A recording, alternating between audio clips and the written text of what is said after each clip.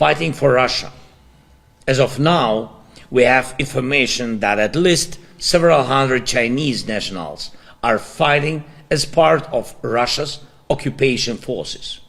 This means Russia is clearly trying to prolong the war, even by using Chinese lives. Putin was not satisfied with soldiers from North Korea. Now he's trying to cover his shortages by pulling in yet another nation, the Chinese.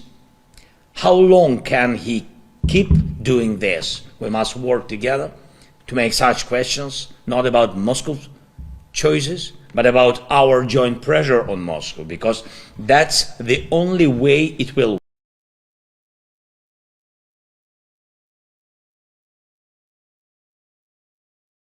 Last week, our soldiers captured the first Chinese citizens fighting on the front, fighting for Russia.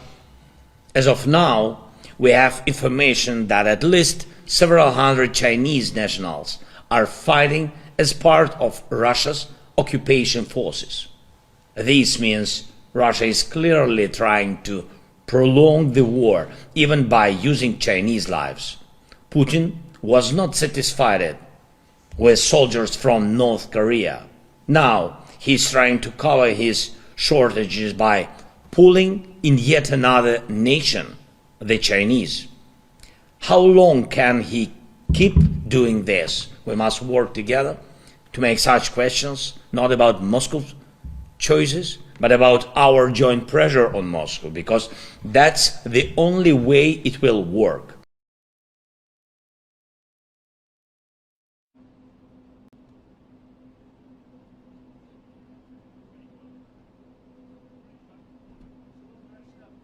President Trump, what's your message to Vladimir Putin, sir? President Trump, do you have a message for Vladimir Putin as you meet with President Zelensky today?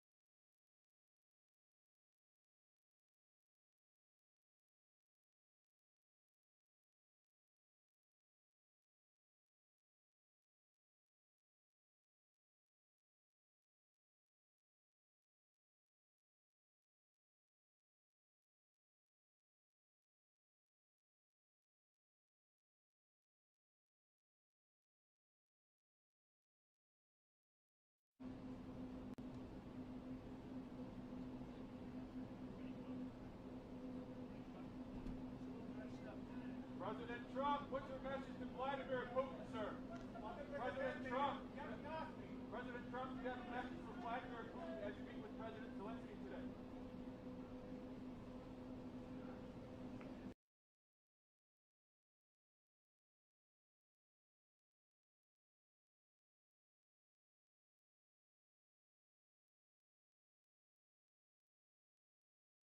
Why don't you wear a suit? Why don't you wear a suit? You're the highest level in this country's office, and you refuse to wear a suit. Just want to see if you do. You own a suit?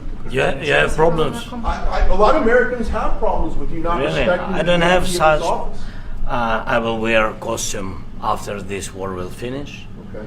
Yes, maybe one. Maybe something like maybe this? something like Yes, yours. sir. Yes. That'd be great. Maybe something better.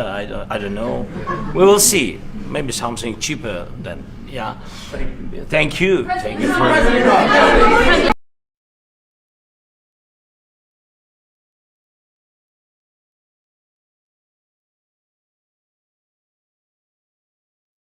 You want me to say really terrible things about Putin and then say, "Hi, Vladimir, how are we doing on the deal?" That doesn't work that way. I'm not aligned with Putin. I'm not aligned with anybody. I'm aligned with the United States of America and for the good of the world. I'm aligned with the world, and I want to get this thing over with. You see the hatred he's got for Putin. It's very tough for me to make a deal with that kind of hate. He's got tremendous hatred, and I understand that, but I can tell you the other side is exactly in love with, him either.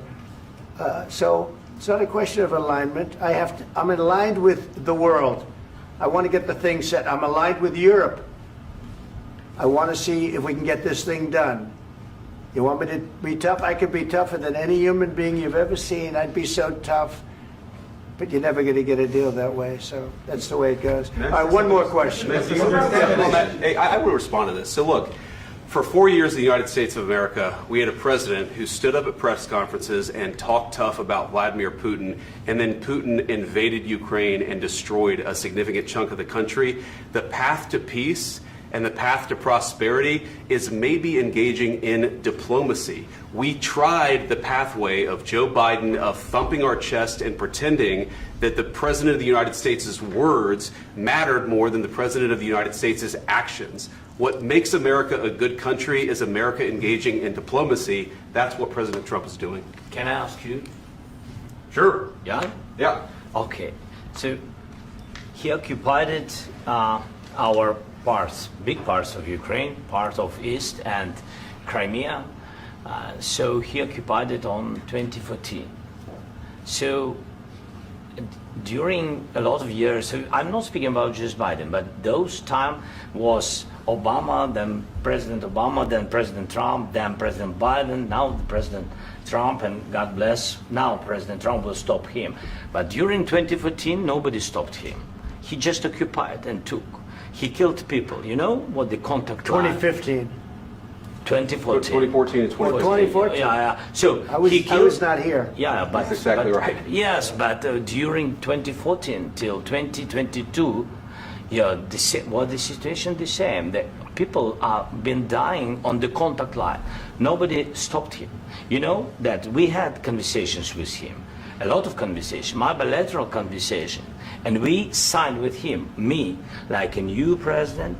In 2019, I signed with him the deal. I signed with him, Macron and Merkel, we signed ceasefire. Ceasefire. All of them told me that he will never go. We signed him with gas contract.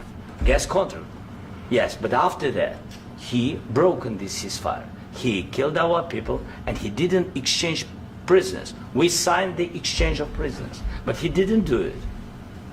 What kind of diplomacy, JD, you are speaking about? What do you mean? I'm talking about the kind of diplomacy that's going to end the destruction of your country. Yes, but if you Mr. President, with respect, I think it's disrespectful for you to come into the Oval Office and try to litigate this in front of the American media. Right now, you guys are going around and forcing conscripts to the front lines because you have manpower problems. You should be thanking the President for trying to bring an end to this conflict. Have you ever been to Ukraine that you say what problems we have?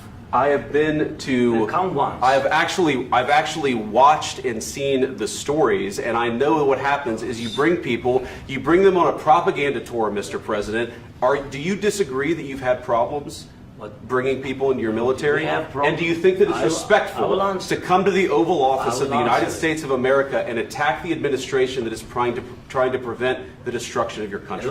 A lot of questions. Let's start from the beginning. Sure. First of all, during the war, everybody has problems.